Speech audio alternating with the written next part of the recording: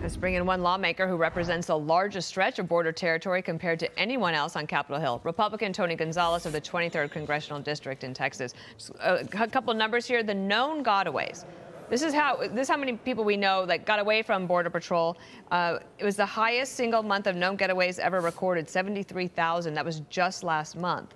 And that exceeds the total immigrant encounters on record for November, at 72,113. And so this crisis continues. Your constituents are dealing with this. They're on the front lines of it. And the president said there are higher priorities. So obviously not for you or your constituents. How did you take it yesterday? Yeah, there's no doubt that President Biden has abandoned America when it comes to the border.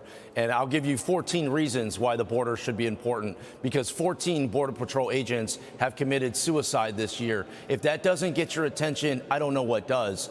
Look, I represent a district that is at the epicenter of this crisis. I don't have 2 years or 10 years to kick this political football around. The people in my district need help today. That's why later on today, in about a half hour, I'm going to hold a bipartisan press conference where we're going to talk about how we address these Border Patrol suicides in a bipartisan manner. The White House has given up on America, but the House of Representatives has not. And we need to lead in a bipartisan manner to come up with some solutions today, not 10 years from now. Yeah, it's a really important point you make about those suicides. And how about the fentanyl abuse all around America? I mean, it's out of control. There's no end in sight. However, a moment ago, we just had a clip that said in 28 days, everything changes.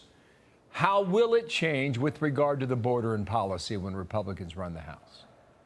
Yeah, well, first off, in 2 weeks, everything changes. Title 42 goes away, and you're going to see this crisis get put on steroids, and it's going to be absolutely terrible right before the holidays. Now, when House Republicans take over, you're going to see a lot more effort put on holding these people accountable. Look, DHS Secretary Mayorkas has to answer for why 14 agents have committed suicide in his organization. That shows that there is something wrong there, not to mention the fentanyl deaths. I mean, families' lives are being torn apart. You know, Border Patrol agents are seeing horrific incidents. You know, they're seeing children, they're having to pull babies out of dead bodies out of the rivers, and they're having to see all these terrible things that are occurring.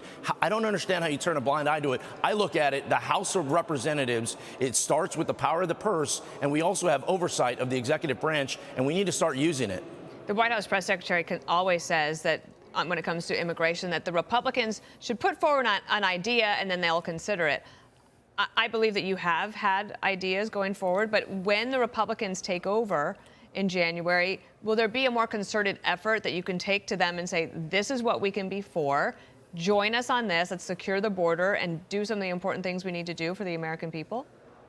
Absolutely, Dana. You know, House Republicans under Kevin McCarthy's leadership for 18 months have worked on this commitment to America. Part of that commitment to America is ensuring that a nation is safe, which means securing the border. And we've outlined a variety of different things that will certainly do that on day one. I'm looking at it as how do I help my constituencies today? In a bipartisan manner, we're going to hold this press conference. I'm releasing the TAPS Act, taking action to prevent suicide. This is something that shouldn't be partisan. The border should not be partisan. Addressing suicide should not be partisan. And at the end of the day, the Biden administration, they won't take my call. They won't take others. They need to be held responsible. But the House of Representatives has to go over, under, or through in order to deliver for the American public. Sir, thank you for your time. We'll check out your press conference, which, by the way, is being held with your Democratic colleague Henry Cuellar from the Texas border region. Yeah, thanks as well. for doing that. Thank you. Hey, it's Will Kane. Click here to subscribe to the Fox News channel on YouTube. It's the best way to get our latest interviews